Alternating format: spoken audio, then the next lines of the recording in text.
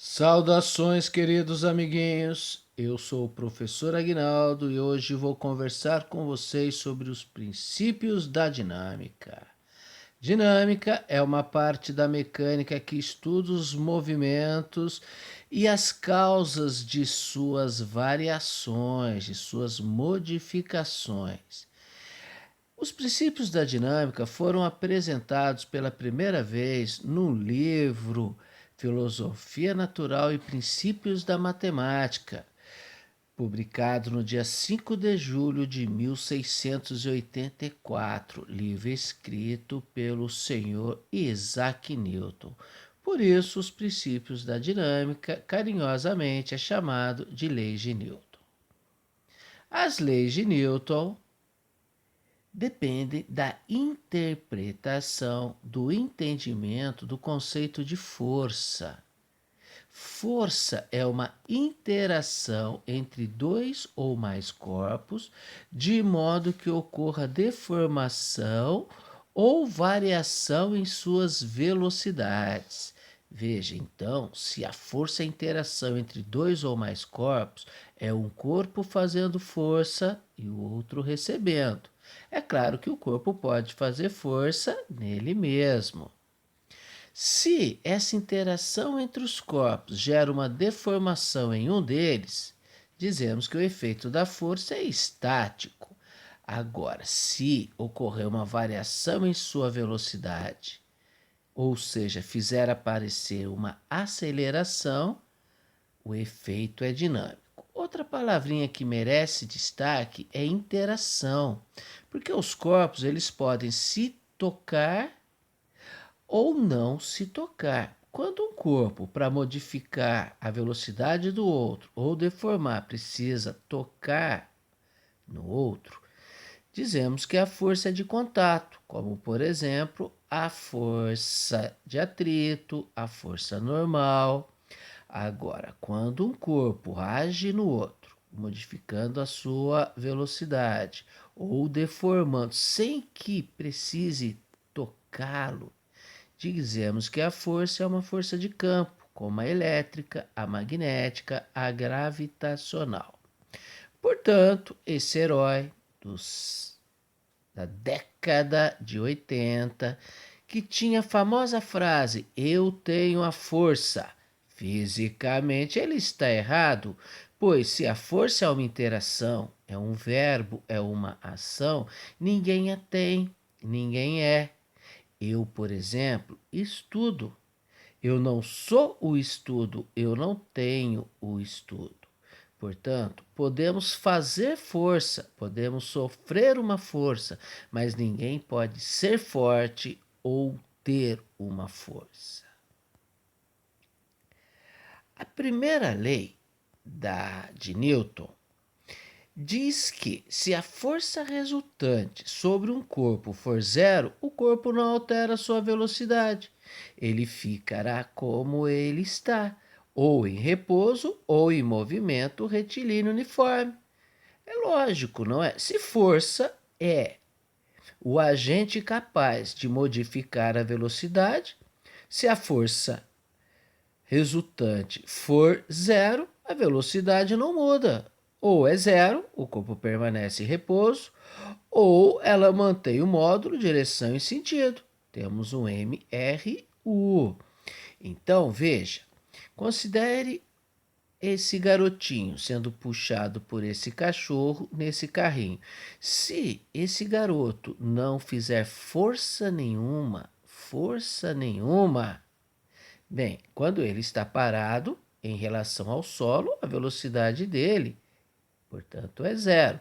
Se o cachorro sai correndo de repente, ele cai, ele fica, porque a tendência é ele continuar como estava. A velocidade dele não muda. A velocidade dele em relação ao solo deve continuar sendo zero, pois a força que ele fazia era nula. Considere esse senhor andando no cavalo ou essas pessoas dentro do ônibus. Também, em relação ao solo, a velocidade deles é constante. Se de repente o cavalo para, o ônibus freia, ué, Se ele não estiver segurando em nada, a força resultante nele é zero. A tendência é ele continuar com a mesma velocidade, ele vai permanecer em movimento retilíneo uniforme. Por isso, a primeira lei chama-se lei da inércia, palavrinha que significa dificuldade para alterar seu estado normal, dificuldade para mudar. A primeira lei de Newton é uma definição de equilíbrio. O corpo está em equilíbrio quando a força resultante que atua sobre ele é nula. Ou ele está em repouso, equilíbrio estático, ou ele está em movimento, em MRU, equilíbrio dinâmico. A segunda lei considera a existência da força resultante. Se força é o agente capaz de alterar a velocidade, se existir uma força resultante, a velocidade vai mudar. Vai surgir uma aceleração. E essa mudança da velocidade, essa aceleração, é proporcional ao esforço, à força realizada. É comum alguns se equivocarem e dizerem que o que muda a velocidade é a aceleração, mas não, a aceleração é a mudança da velocidade no tempo. A aceleração é um efeito da força. Vamos matematizar essa ideia? Se a força resultante for diferente de zero, se ela existir, tende a surgir uma variação da velocidade. E essa variação da velocidade será proporcional à força resultante aplicada. A variação da velocidade no tempo é o que chamamos de aceleração. Então, essa força resultante será proporcional à aceleração. Muita força, muita aceleração, muita mudança na velocidade. Pouca força, pouca aceleração, pouca mudança na velocidade. Para transformar isso em igualdade, precisamos de uma constante, e a constante é a medida de inércia do corpo, a dificuldade que o corpo tem para mudar seu estado de movimento. Essa grandeza chama-se massa, está relacionada com a quantidade de matéria do corpo e é medida em quilograma. É a equação fundamental da dinâmica. Força resultante é igual massa vezes aceleração. Então, a segunda lei de Newton, o segundo princípio da dinâmica é chamada de lei do movimento. No sistema internacional de unidades, a unidade de massa é o quilograma, a unidade de aceleração, metros por segundo ao quadrado, e a unidade de força é metro, é quilograma, metros por segundo ao quadrado. Quando se pede uma unidade no sistema internacional, tem que ser dado sempre em função da massa, quilograma, do deslocamento, metro, e do tempo, segundo. Newton é uma homenagem que fizeram a Isaac Newton pelos estudos nessa área.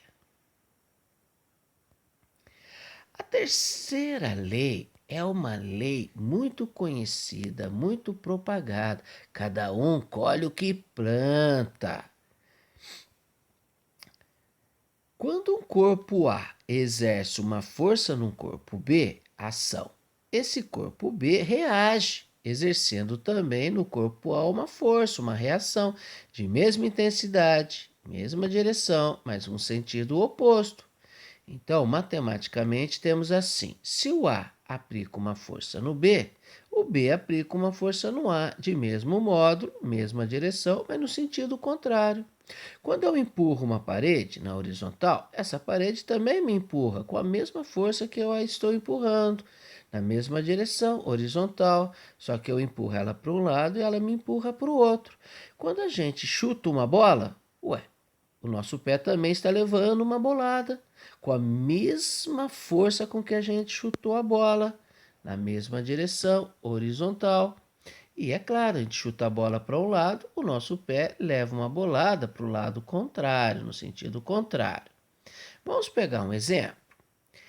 A Terra me atrai para o seu centro com uma força aproximadamente de 700 newton. É claro que eu também puxo a Terra com uma força igual de 700 newton.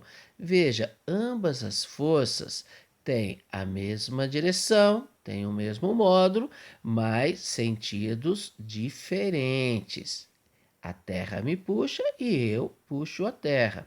Ambas as forças são de mesma natureza, ambas são forças de campo. No caso da força-peso, trata-se da força gravitacional e são aplicados em corpos diferentes. Então não se esqueça disso. Os pares ação e reação são sempre de mesma natureza, ou de contato, ou de campo, e são aplicadas em corpos diferentes. É a lei da ação e reação. Note que força é uma grandeza vetorial, logo, as operações devem seguir os formalismos do cálculo vetorial. Grandeza vetorial é aquela grandeza que, para ficar bem definida, precisa de um valor, o módulo, precisa da direção, horizontal, vertical, inclinado, e depende do sentido, para que lado vai, para a esquerda, para a direita, para cima, para baixo. E o cálculo vetorial, ele considera essas três informações. No cálculo vetorial, 2 mais 2 não é 4.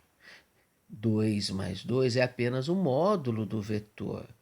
O resultado da soma entre dois vetores de módulo 2 e 2 vai depender da direção e sentido. Então, 2 mais 2 pode ser qualquer número entre o intervalo fechado de 0 a 1. Lembremos, se temos vetores que têm mesma direção e mesmo sentido, o vetor soma é a soma de seus módulos. Nesse caso, os vetores com módulo 2, 2 mais 2, 4.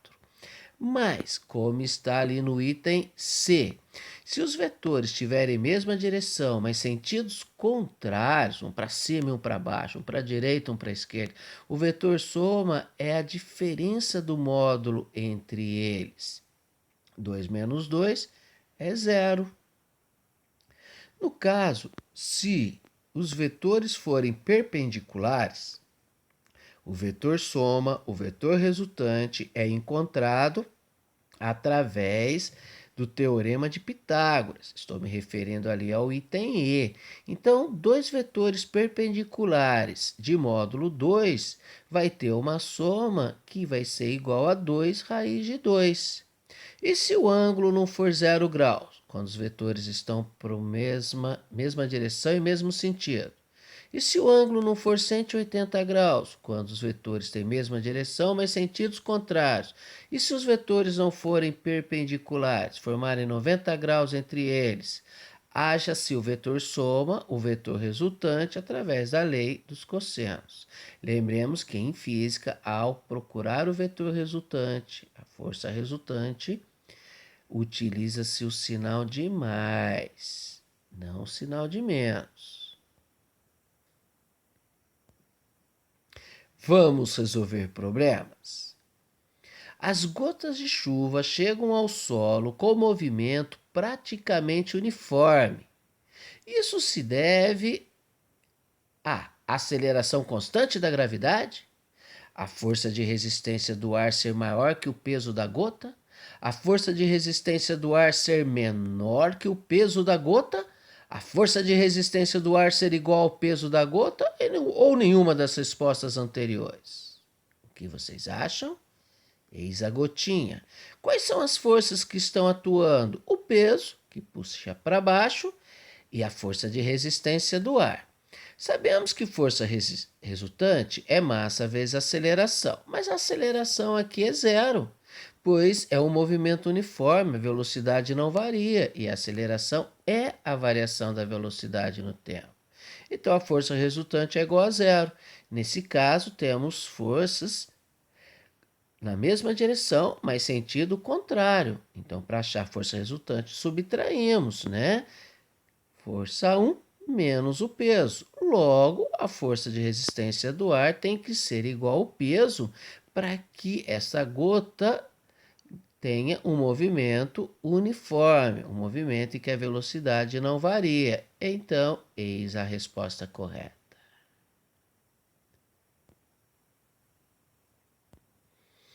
Vamos resolver mais um exercício teórico muito importante. Um homem está no elevador que sobe acelerado. A força normal aplicada pelo elevador no homem é menor que o peso?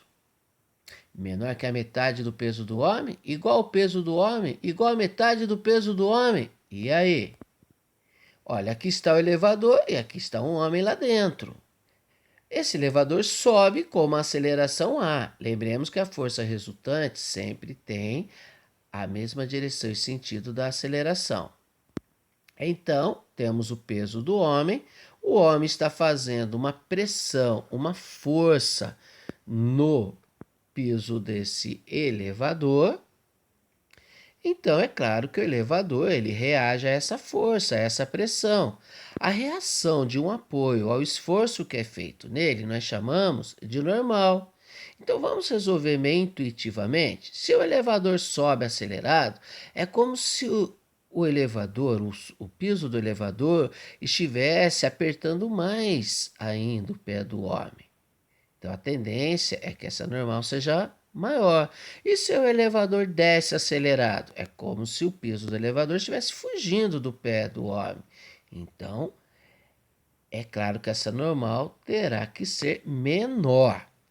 Vamos matematizar? Sabemos que força resultante é massa vezes aceleração. A força resultante tem a mesma direção e sentido da aceleração.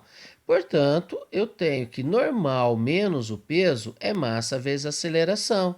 Então, a normal, massa vezes aceleração, mais o peso. Fique atento.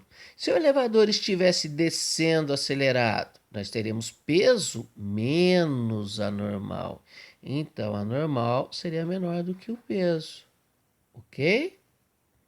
Ainda tem os detalhes do elevador estar subindo retardado ou descendo retardado. Pense a respeito. Então, eis a resposta correta. Um caixote está em repouso sobre um plano horizontal, quando é impulsionado por uma força constante de 5 newtons durante 40 segundos. 90 km por hora é a velocidade que esse caixote vai adquirir depois desses 40 segundos. Nós queremos saber qual é a massa do caixote. É um exercício clássico que relaciona as leis de Newton com a cinemática. Correto? Aqui está o solo, aqui está o caixote e tem uma força F sendo aplicada nele. Sabemos que força resultante é massa vezes aceleração. Olhem lá, a força resultante foi dada, 5 newton. Então, 5 newton é igual massa. Opa, mas não temos aceleração. Mas nos foi dada a velocidade inicial. Se ele estava em repouso, a velocidade inicial é zero. Nos foi dada a velocidade final, 90 km por hora, e quanto tempo demorou para ele atingir essa velocidade.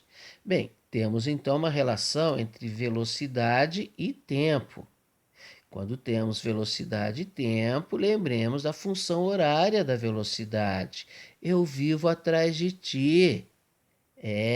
Eu vi o vô atrás da trave. E velocidade final é igual a velocidade inicial mais aceleração vezes t. Bem, vamos substituir. Note que a velocidade final está em km por hora. Temos que passar para o SI. É só dividir por 3,6. Vamos encontrar 25 metros por segundo. Substituindo, velocidade final é 25, a inicial é 0, a aceleração é o que queremos e o tempo é 40. Se fizermos essa conta, vamos encontrar 0,625. Mas, gente, você está no vestibular, você está no concurso. Fazer contas com vírgula, com tantas casas decimais, pode provocar erros, você está nervoso. Então, acostume-se a usar frações, acostume-se a usar potências de 10. Fazendo essa conta, 40 vezes 5 dividido por 25 dá 8. Mas veja, para um exercício de segunda fase, essa resposta não me garante 10, não me garante a nota máxima nele. Sabe por quê? Existe uma convenção de que a resposta final de um problema deve ser dado com o mesmo número de algarismos significativo dos dados do problema. Por isso que está 5,0, dois algarismos significativos. 40, dois algarismos significativos. 25, dois algarismos significativos. Então, para ganhar 10 no exercício, tem que ficar 8,0. Agora sim, a resposta final também está com dois algarismos significativos.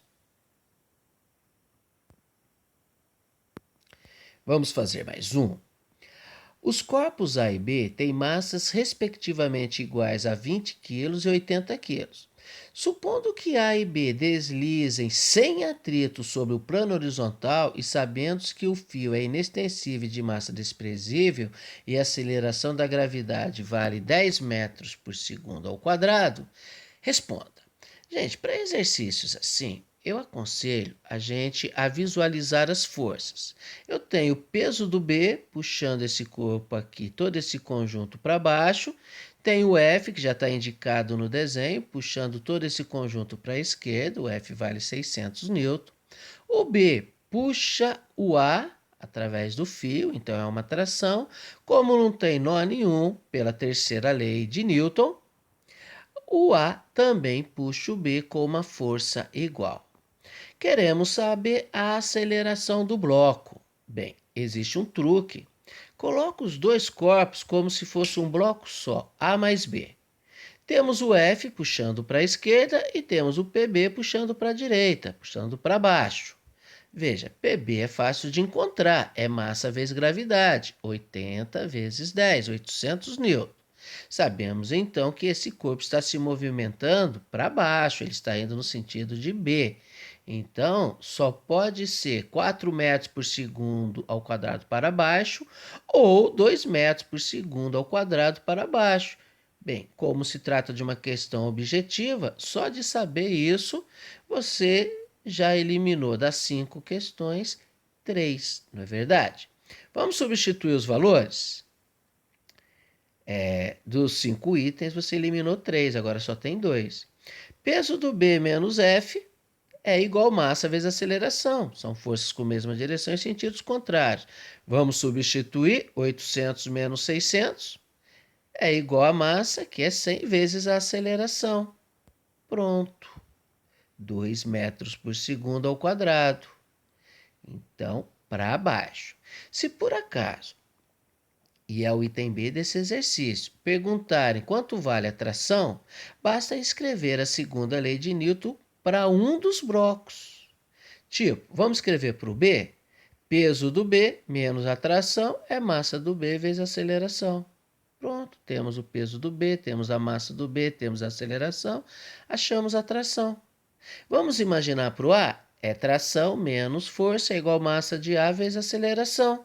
Pronto, temos a força, temos a massa do A, temos a aceleração, achamos a tração. Tranquilo?